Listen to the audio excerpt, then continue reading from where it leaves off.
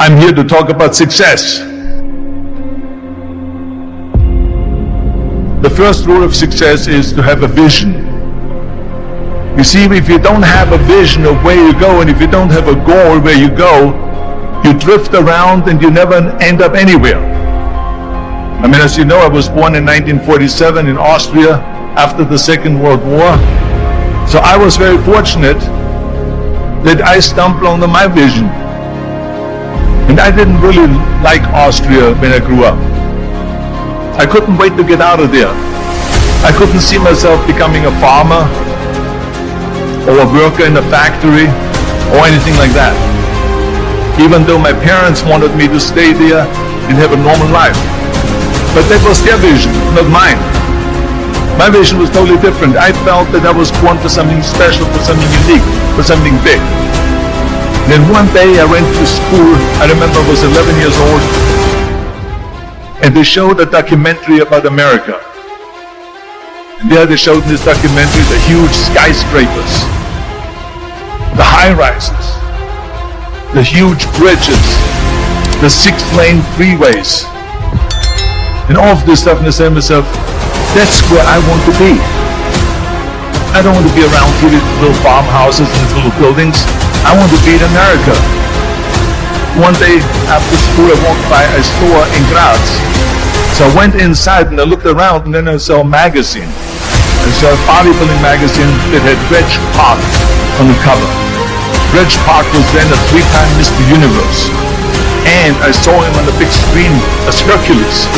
I read that and I said to myself, wow, this is the blueprint for my life. This is exactly what I want to do. I want to become a bodybuilding champion just like Reg Park. I want to get into movies just like Reg Park. And I want to make millions of dollars and be rich and famous just like Reg Park. You know how great it felt that I knew where I was going? Imagine the majority of people don't know where they're going. I knew where I was going. That I'm going to become this bodybuilding champion just like him. So it was just a question of how do you do it? I was so relieved because when you have a goal, when you have a vision, everything becomes easy.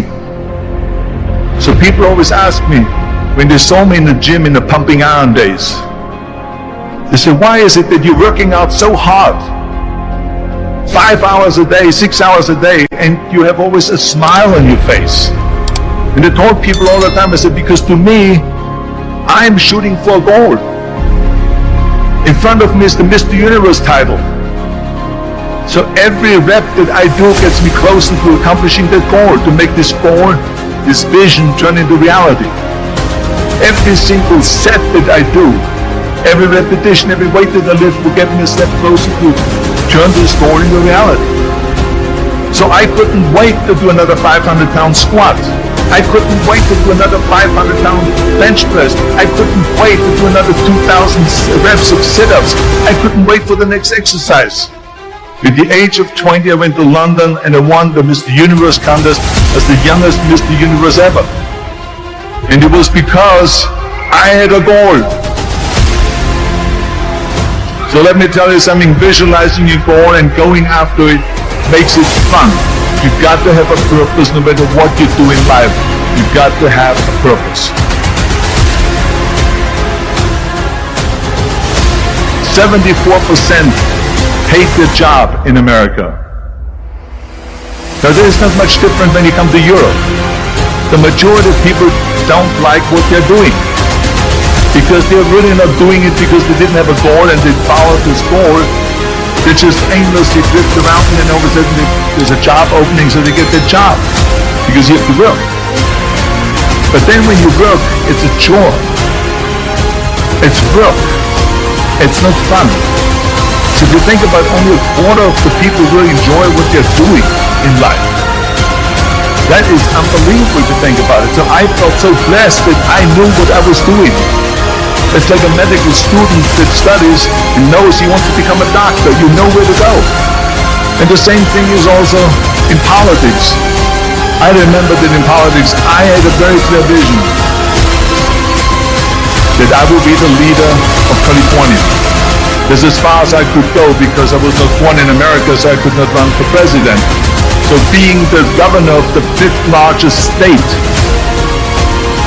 or I should say the largest state, the fifth largest economy in the world, was for me really the ultimate title, the ultimate accomplishment in politics.